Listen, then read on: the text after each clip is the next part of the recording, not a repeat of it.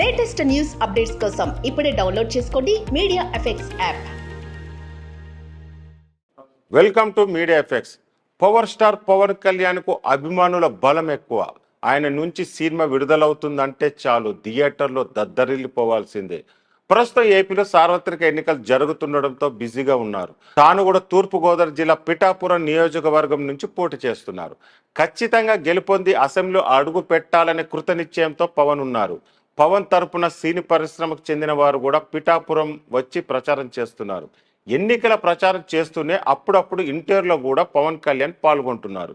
తాజాగా ఓ ఇంటర్వ్యూలో కొన్ని ఆసక్తికర విషయాలు అభిమానులతో పంచుకున్నారు. ర్యాపిడ్ ఫేర్ సెషన్లో భాగంగా మీకు ఇష్టమైన సాంగ్ ఏది అని యాంకర్ పవన్ కళ్యాణ్ అడగగా ఆయన వెంటనే హిందీలో ఎంతో ఫేమస్ అయిన ఏ రాతి ఏ మౌసం అనే పాట అని సమాధానం ఇచ్చారు. రాత్రి సమయంలో ఎటువంటి సినిమాలు చూడడానికి ఆసక్తి కనబరుస్తారని అడగగా హర్రర్ సినిమాలు చూస్తానని చెప్పారు.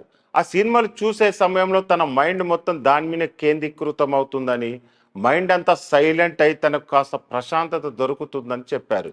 నిజ జీవితంలో కనిపించే డేవిల్స్ కంటే హర్రర్ సినిమాలో కనిపించే డేవిల్స్ చూడడానికి తాను ఎక్కువ ఇష్టపడతానని పవన్ చెప్పారు.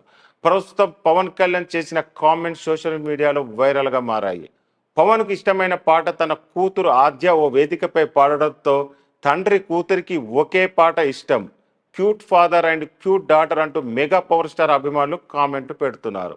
అయితే మరికొందరు మాత్రం రాత్రి వేళ దయ్యం సినిమాలు చూడడం ఏమిటి, పవన్ కళ్యాణ్కి ఇదేం అలవాటు అంటూ ట్రోలింగ్ చేస్తున్నారు.